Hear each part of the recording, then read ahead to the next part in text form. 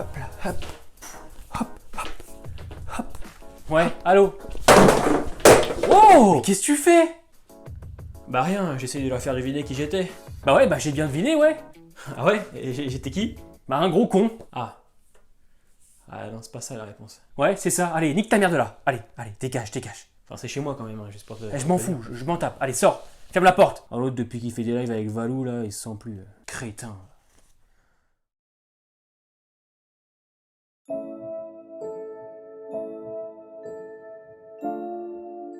Don't know if any of you are out there. Don't know if any of you are listening. But if you are, hang in there. We're coming for you.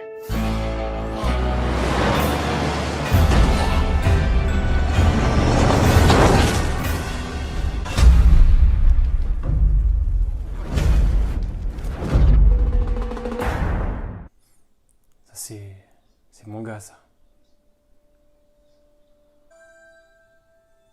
Aïe.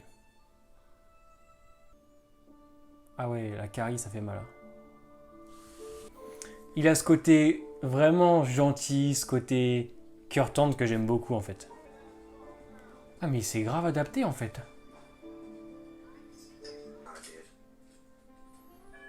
Ok, donc il bosse pour Virginia. Ah, ils arrivent à s'envoyer des lettres? Ah, merde.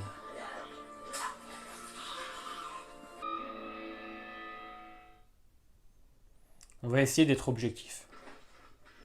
Franchement, Morgan, c'est... C'est Morgan, putain. Ah!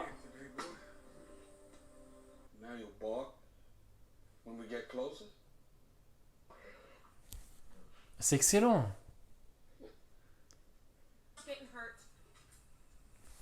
Ah, il pense que c'est un meurtre. Ça va être un épisode sur un fond d'enquête.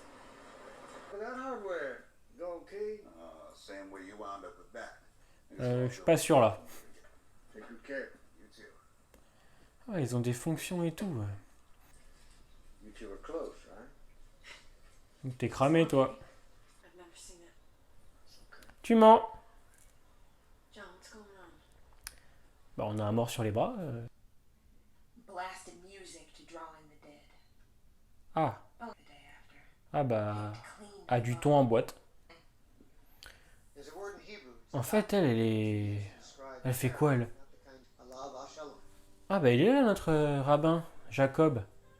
C'est ça? Très utile d'ailleurs, Jacob.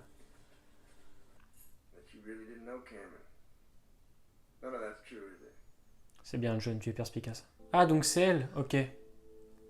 Qui se rappelle quand les gens croyaient que c'était Madison?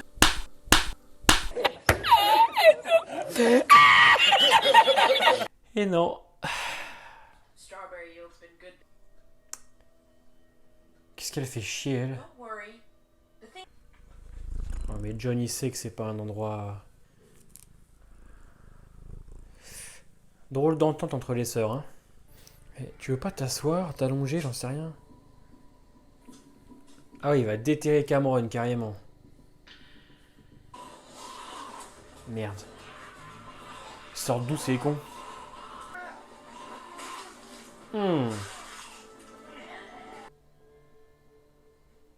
Oh, le plan. Très joli. Ah ouais, tout est noté. Ah, faut le prendre. Prends-le, John. Oh!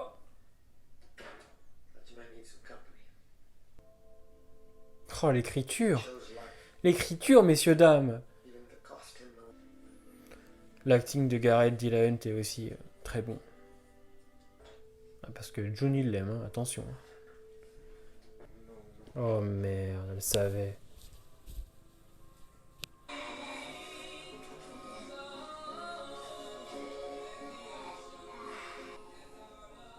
Terrible.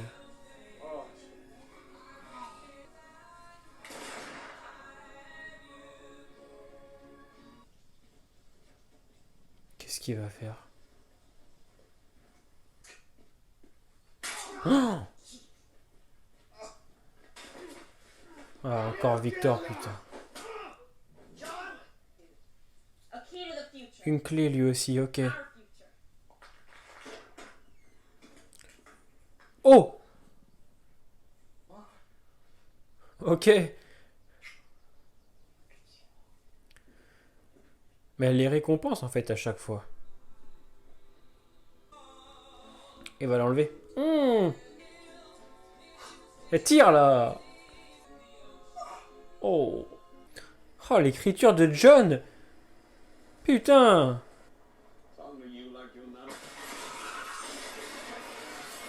Oh, ça m'a grave surpris.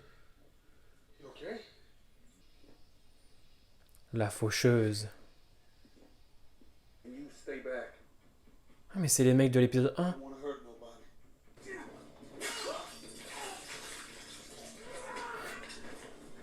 Yes! Morgan Jones, Morgan Jones. Ah bah oui, on veut le savoir. Ah franchement, l'écriture, l'écriture est présente quoi. Mais on va en parler. Alors je suis désolé si la qualité de l'image est beaucoup moins bonne, il y a beaucoup de soleil, alors j'ai dû baisser les volets. Donc ça doit être un petit peu plus sombre. Effectivement, vous le savez, je n'ai pas le matériel. On en parle souvent en live. Ne vous inquiétez pas, 2021, ça devrait être mon année. Moins j'espère. Donc on achètera du matériel à l'avenir. Mais revenons à l'épisode 4, un épisode que j'attendais énormément. Vous le savez parce que j'aime beaucoup John Dorie. Je l'aime même plus que beaucoup.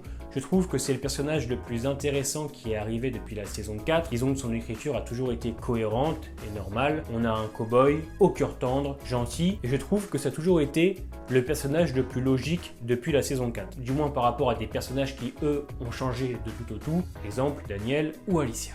Bon, et dans cet épisode, on comprend que John est donc à Layton, qu'il met beaucoup du sien pour que les choses se passent bien. Sauf qu'un beau jour, John va se rendre compte que celui qui était justement avant son tour est mort. Et là va se passer un épisode sous forme d'enquête policière qui va rendre le personnage de John encore plus attachant parce qu'il va être développé grâce à 3 interactions de personnages. Janice, Victor et Jacob. Parce que oui, Jacob est personnage de Fear. Il y a 3 thèmes qui vont être abordés. L'amour, à travers Janice. Cameron se rend compte que sans lui, elle ne peut pas vivre, elle veut mourir. Et c'est là que ça va être intéressant pour le personnage de John, parce que vous savez que lui aime énormément June, je sais pas comment il fait d'ailleurs, et que même lui n'a plus d'espoir de la revoir, sauf que elle lui en donne justement en lui expliquant qu'ils ont caché des barils et une moto pas loin, et qu'ils peuvent partir la retrouver. Donc Janice redonne de l'espoir à John, redonne de l'intérêt à John, et c'est intéressant. Et on va avoir Victor. Victor qui apparaît dans l'épisode 4, qui est là pour nous faire comprendre la grosse différence qu'il y a entre John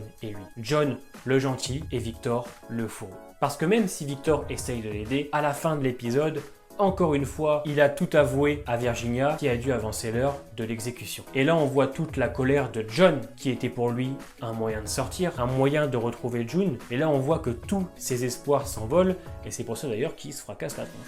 L'écriture de John est vraiment maîtrisée car on comprend encore mieux le personnage, il est encore plus attachant. Et c'est vrai que Garrett Dillahunt a un acting plutôt très bon, j'aime beaucoup cet acteur. Mais le personnage va aussi se dévoiler grâce à Jacob. Et c'est vraiment le 3e personnage qui va lui permettre de nous raconter son passé. Parce que oui, il raconte que son père a lui aussi dû faire des choix difficiles pour que la vérité soit révélée, que son mariage s'est effondré, que son père est parti. Et c'est justement ce que John essaye de faire lui aussi en rétablissant la vérité pour Janice. Donc on sent que le personnage est vraiment très droit, on sent que le personnage a un cœur gros comme mon crâne, et j'ai trouvé que tout ce qu'on voyait dans cet épisode servait à John. Tous les personnages, les interactions ont servi à le développer, et je dois admettre que les épisodes de John sont généralement très calmes, très posés, on le voyait très bien dans celui de la saison 4, et ça rend super bien. L'écriture est vraiment bonne, à la fin, il ne part pas retrouver June parce qu'il sait que Virginia récompense généralement ceux qui vont dans son sens.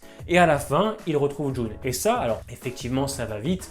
Il est même un petit peu choqué, mais c'est une très bonne chose comme ça, on ne s'éternise pas pendant 5-6 épisodes pour qu'il la retrouve. Non, là il l'a retrouvée grâce à ses actions qu'il regrette un peu quand même. Je pense qu'il aurait aimé partir, mais malheureusement, il l'a fait pour le bien de tous. Parce qu'il savait qu'en partant, il aurait pu risquer la vie de June, risquer la vie d'Alicia, du Victor ou les autres. Et il a dû agir comme il aurait agi logiquement. Il y a aussi un truc très intéressant, c'est au début, il a une carie qu'il veut laisser, il ne s'occupe pas de son problème parce qu'on sent qu'il a la tête ailleurs et qu'il en a justement d'autres problèmes.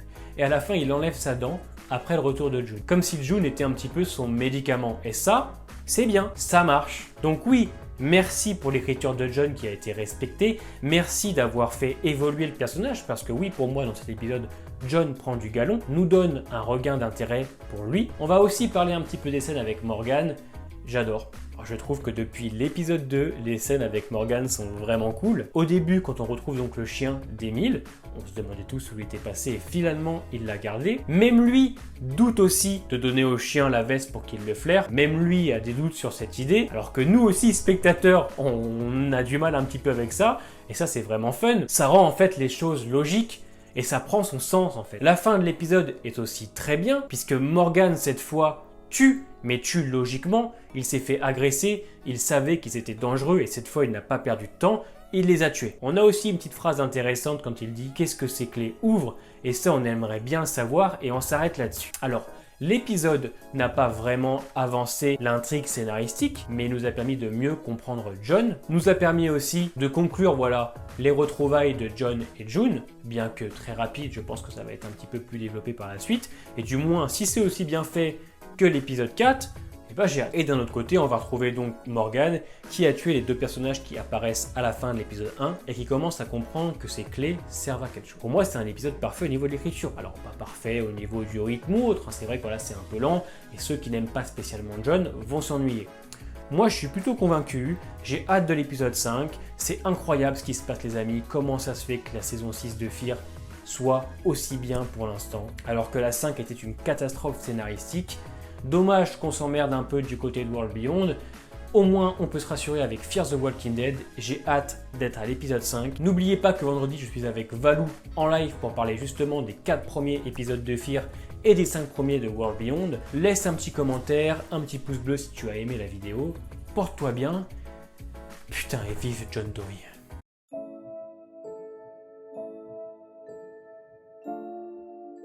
Don't know if any of you are out there. Don't know if any of you are listening. But if you are, hang in there. We're coming for you.